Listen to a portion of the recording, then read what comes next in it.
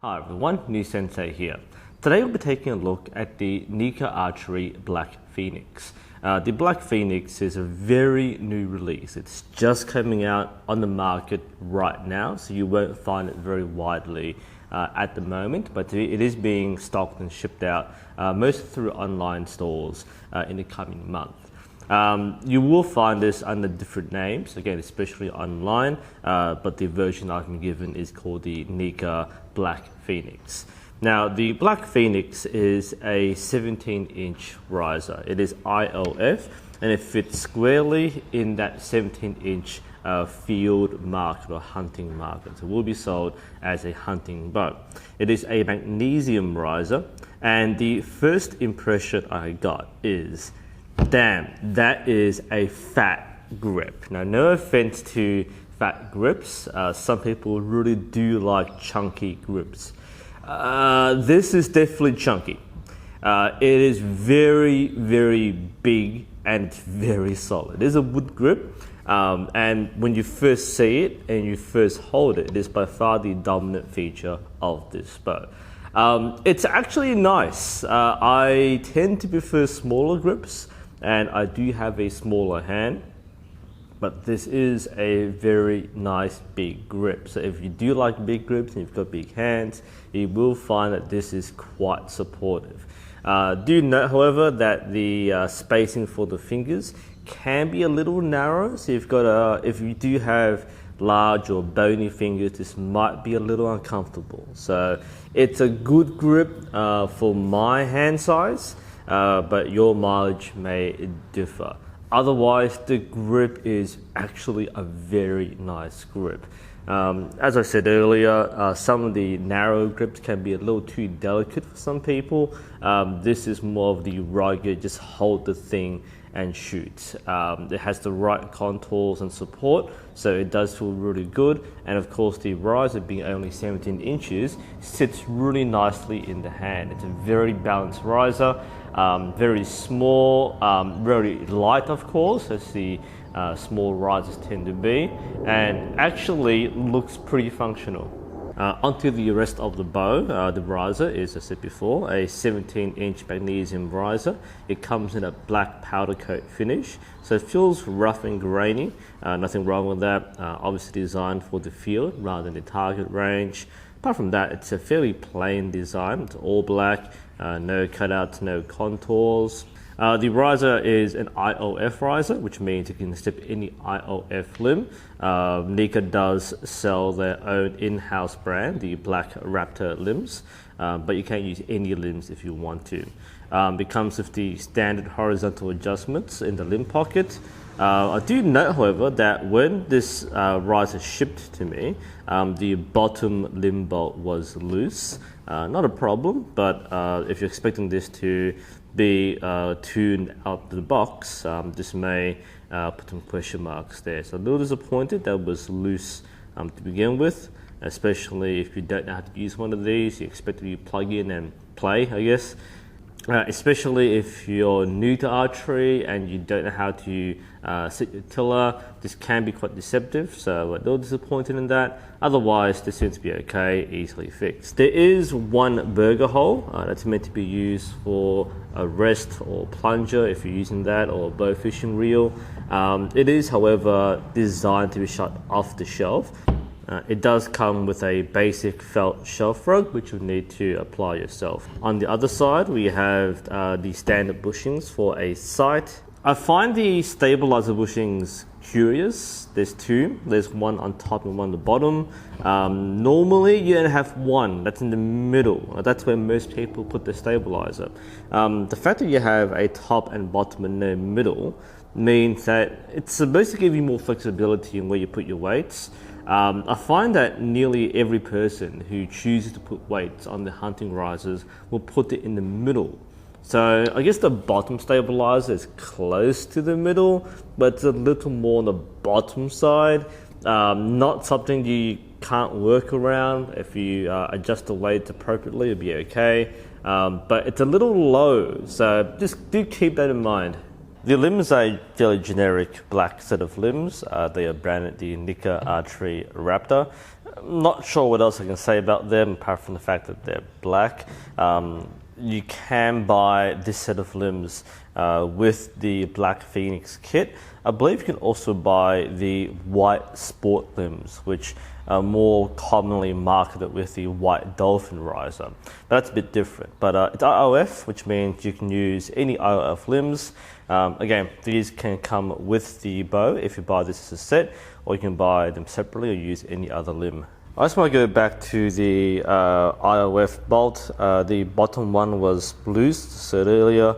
It was actually very loose. I had to do perhaps 10 turns or more with the Allen key to get the screw in the back to be fully tightened. So it's a very loose bolt. Happened in shipping or before that. Again, it won't affect the performance. You can easily adjust it if you know what you're doing. But that was a slight irregularity that I normally don't see. If you do buy the set from Nika Archery, including the riser and the limbs, you also get the bowstring, which is always a nice one from Nika, as well as a bow stringer, which you should always be using when stringing your bow. Being IOF, of course, you just click it in. There is a top and bottom limb. They are shaped differently and they are labelled on the stickers. This is the top one, which goes on the top side. These are 40-pound limbs, by the way. So clicks and fine, no problem there. And for the other one, yep, no problems. And through the magical power of editing, I now have a fully strung bow with a nocking point.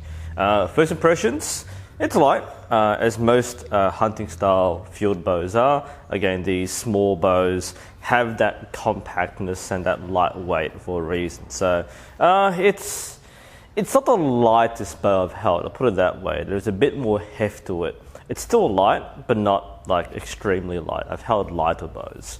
Again, the grip's the centerpiece here, both visually and feel. It feels like most of the weight is centered on the grip or the center of the riser, which again makes sense. That's why it's so balanced, but it feels a little more inert than most bows.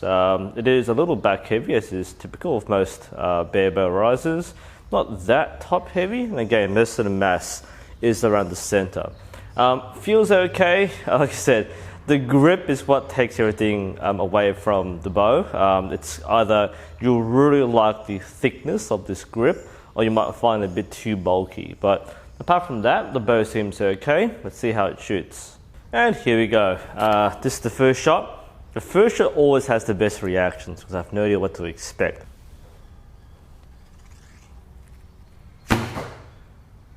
Hey, that's pretty smooth actually.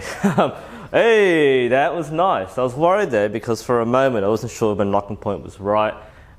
It came out pretty solid. Very nice, deep, bassy thunk, which implies very little vibration. The arrows were well chosen. This is a 40-pound bow. My arrows aren't quite spine for it, but it came out fairly good regardless. Actually, yeah, good first impression. First shot came out really cleanly.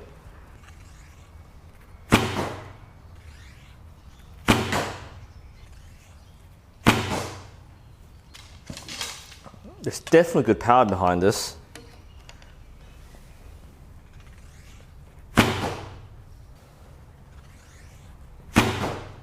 And it isn't the smoothest to draw, but it does have good punch. And this is fairly typical of the shorter bows. They're a bit harder to use because there's a bit more stacking, especially if you have longer draw lengths or you're a bigger person. I don't have that problem as much because I'm a very short guy.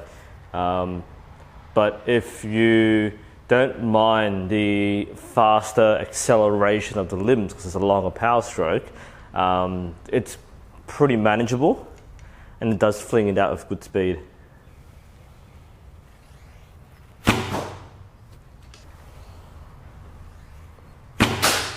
And I just destroyed an arrow, didn't I?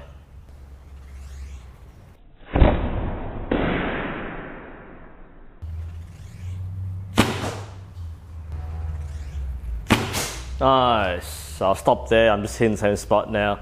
I'll break more arrows. Pretty good first impressions. It's came out really cleanly. Again, that's a factor of both technique the right arrow has been chosen for it. The bow itself is pretty comfortable.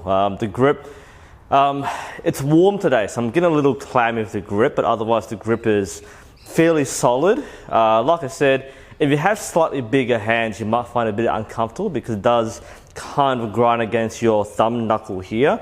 Up with smaller hands and fingers, not a problem for me, but you might feel a little cramped with the grip. But otherwise, bow handles really well. Yep, that shaft is gone. Wasn't much of a hit really. It glanced off the back of the arrow, split the nock there, and split the shaft over here. So yeah, it's a very light hit, but that's an unsafe shaft now. I could cut this off, make a shorter arrow, but yeah, that's unfortunate. But when you buy a set of 12 arrows, you've got to break one right away. That's a requirement in archery. For those wondering, I'm using the Mandarin Duck Ranger back quiver. Very nice quiver, it's leather, has a magnetic bottom, so it keeps the arrows nice and still. I will be reviewing this at some point, but that's for those who are wondering. I have changed my back quiver, really comfortable to use.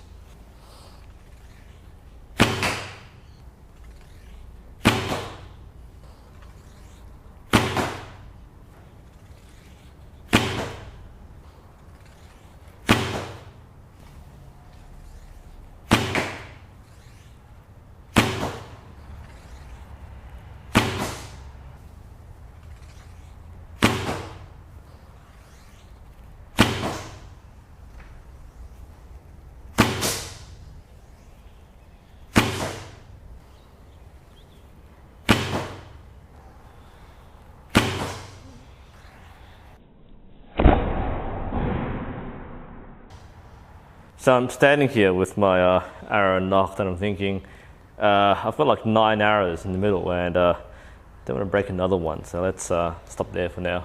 Alright, let's throw a few arrows at the big target on the right. That's a standard 122 centimeter face, only 10 meters, so this is a pretty easy low stress shot. Keep everything in the middle. It's a little low, but still in the gold. I'm trying to gap shoot from this distance. There we go. What I'm aiming at is the back wheel on the stand. So the point of my arrow is over the back wheel. And that gives me the right elevation for this distance. It's very tempting when you're gap shooting to revert to instinctive and look at the target, but it's a second check to make sure you're pointing the same spot. And often when you ignore your gap, that's when you miss. Again, at 10 meters, it doesn't matter too much because you'll probably get it anyway. But if you're point shooting, you'll need to find a good reference point to aim at. Speaking of point shooting, let's go for the left side now. We'll go for the top target, or the large one on the left. Same distance, slightly higher. It should be a bottom frame. Wasn't too bad. Got to be a lot higher than that though. There we go, that's height.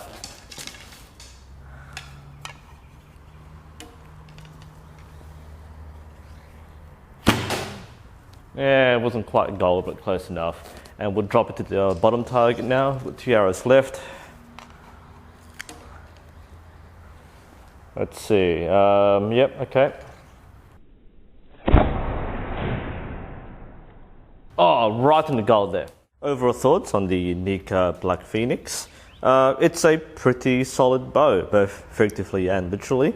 I felt that it was a pretty good balance. The handling was good. The vibration was pretty well contained. Felt fairly comfortable to use as well. I said earlier that the grip was the center point of the bow, and like I said, either you really like the grip because it's just the right fit. It's a nice chunky grip which makes your hand go in the right place. Or it might be too small for you and you might find it uncomfortable. Apart from that, the bow itself handles well, the vibration is well controlled, the weight isn't that bad, the balance is quite good, the limbs are pretty good as well, nice energy to it, felt really nice in the hand. The limbs did feel a little snappy, so again, it might be uncomfortable if you're shooting longer draw lengths, but that's a normal factor for most short bows. I felt overall that the bow did what I wanted it to, so I would give this a thumbs up. It definitely is a good workhorse, and I'm fairly fond of these cheaper magnesium or aluminium risers just because like you don't have to maintain them, just chuck them away, bring them out when you need to. So these are fairly low maintenance, low stress bows. So if you're thinking of getting a bow to start off with and you want a decent performing bow, this is okay. Again, this is the 70-inch riser, so it's more meant for the field or hunting. It's not meant for target or that sort of thing. So if you want a recreational bow that's a bit better than your typical $100 bow, this is okay. You won't be disappointed by it. I think your handles okay.